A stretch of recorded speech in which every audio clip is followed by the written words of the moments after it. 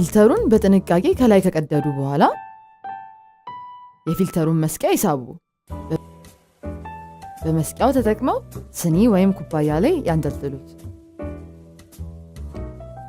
የፈላውን ውሃ በቀስታ ከጨመሩ በኋላ ለ30 ሴኮንድ ይጠብቁ።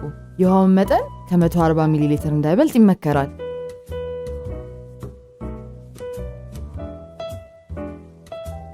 ቀሪውንም ውሃ ይጨምሩ።